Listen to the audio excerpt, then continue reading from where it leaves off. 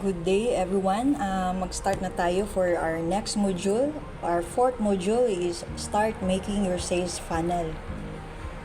So, sa ating module na ito, magbibigay lang ako ng konting introduction to the funnel.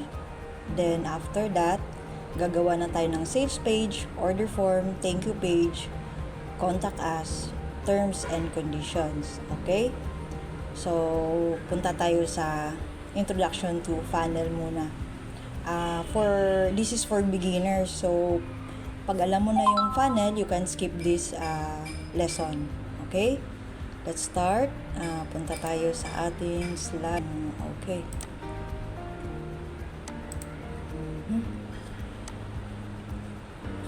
Okay. So, kung nga pala si Josephine Capuno, no?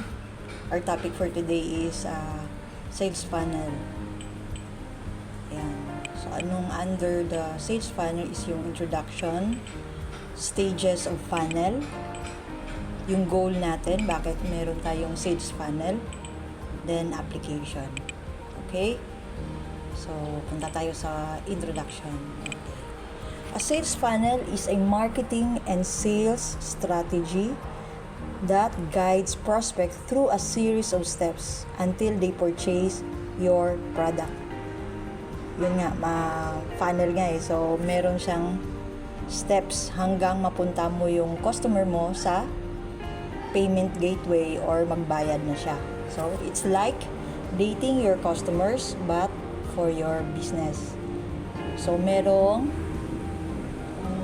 panliligaw nangyayari dito but in your business. Okay? Hope it's understandable. So next is stages of sales funnel. So number 1, we have awareness. This is the first stage where your prospects discover your business either through advertising, word of mouth, or a Google search. Example natin yung sa advertising sa Facebook. Si Facebook magsisend yan ng ads mo sa lahat ng nagta-type or nag-search na example yung ebook. So nag-type ako ng ebook. So lahat ng ibabato ni Facebook, lahat nagbibenta ng ebook. Yun lang ang lalabas sa feeds mo. So hindi ka naman kakilala ng viewers mo. So si Facebook, ilang times na yan papakita sa feeds ng target mo na mga mahilig sa ebook. So, yun ang tinatawag na awareness. Hindi lang instantly pag nakita bibili. So, many times pa yan, hindi pa yan nagpapakilala ka pa lang. So, yan yung awareness. Okay? So, punta tayo sa next. Number 2 is interest. Ngayon, let's say 5 na yung nakita ng viewers mo, ika-5th time niya na or 7th time or 10th time niya na nakita sa feeds niya yung advertisement na ebook, possible magkaka-interest na yan. So, i-click niya yung ads mo. Yan. So, yun yung tinatawag na interest. Yan. So, interest, at this stage, they start digging deeper, trying to learn more about your offerings and how you can help them solve their problems or fulfill their desires. So, nag-click na siya kasi meron na siyang interest. Yung first kanina is awareness, lalabas lang sa pero hindi siya nag-click. But, bakit siya pinakita sa'yo? Kasi nag-search ka ng ebook. So, after 10 times, 7 times, napansin mo na siya. So, kaya ito na yung stage na interest. Okay? So, punta tayo sa next stage. Desire, decision. This is when your prospects are considering whether to make a purchase. They might compare your offerings with others in the market, consider the pros and cons, and decide whether your product or service is the best fit for them. Yun. Di ba nag-click sila na interest? Ngayon, sa pag-interest nila, check nila yung page mo, ano yung mga inclusions ng sales page mo, ganito, ay parang gusto ko to, example, freelance book, ebook, ay parang gusto ko to si freelance ebook. So, i-click mo yan, magbabay ka. So, pupunta ka na naman yan ulit sa another funnel which is called order form. I-check mo yan kung paano ka magbayad, paano mo ma-avail yung ebook na nakita mo. Okay? So, I hope na maintindihan mo. Then, next is number 4, action. Action is the final stage where the prospect becomes a customer by making a purchase. Okay, di ba? Nandun ka na sa order form mo. Ngayon, nagustuhan niya, na okay siya sa payment method mo, na magbabayad ka through card. It's either PayPal, parang ganun. Kung depende yan sa anong payment gateway ng nagpakita sa iyo ng ads. Minsan meron GCash or direct to your Paymaya. Then pag nag-click na siya at nagbayad, so yun na yung final action. Nag-purchase na siya ng product mo. Okay, so mag-recap tayo ng stages of sales funnel.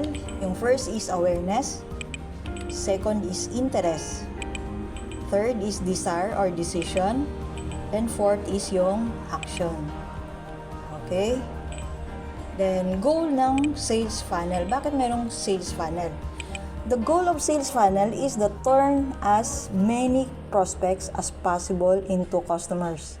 It's a step-by-step process that turns casual onlookers or viewers into loyal, paying customers. Each stage of the funnel serves a specific purpose, ultimately leading to a purchase. Okay? So, yun nga, sales funnel. Bakit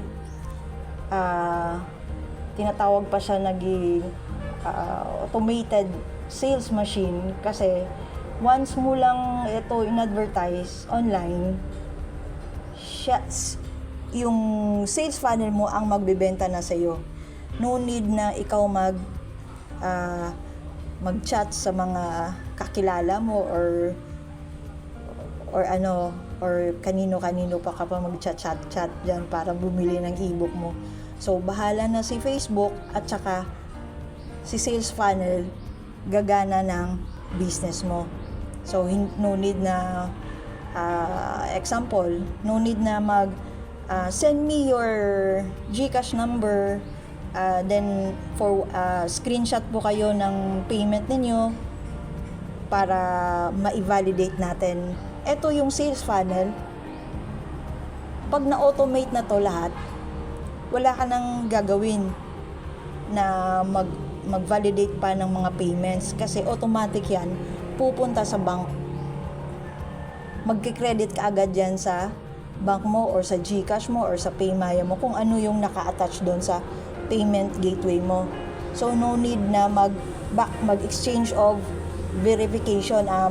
Eto na ma'am, mag-chat sa iyo yung customer mo na ma'am, na-send ko na po yung screenshot ng GCash or Paymaya payment ko. Paki-check na lang. So, no need nang mag-manual verify your payment kasi nga si sales funnel na lahat gumawa nun. So, all you have to do, pag meron ka na kayong sales funnel is, mag-a-alert na lang yan sa email niyo. Congratulations, you made a sale. So, ibig sabihin, pag you made a sale, i-encode mo na yung email address niya sa library natin na code mo na sa G Drive mo. So, yun lang ang gagawin mo after setting up your sales funnel. So, I hope na intindihan nyo yung manual at saka automated sales funnel. So, ang manual, yun nga explanation ko kanina,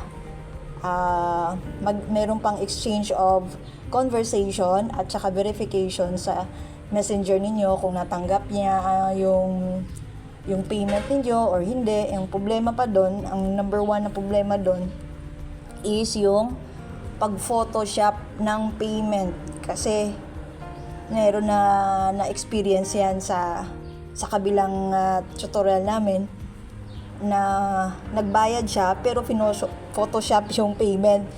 Nang pag-check sa GCash, wala yung number, wala yung reference number. So, edited yung screenshot. So, ito yung na-eliminate natin na part. So, ito yung malaking tulong at saka iwas na rin ng dispute, di ba? Kasi hindi nga pumasok sa ito automatic na. Once nagbayad ng customer mo, automatic na yan papasok sa account mo. Okay. Next is application of sales funnel. So, we will use system.io since it is free. Go to your next module for the application. If you haven't signed up yet, just click the icon of the bottom right. Okay? So, punta tayo sa next module natin. So, I'm Josephine Capuna again. Thank you very much.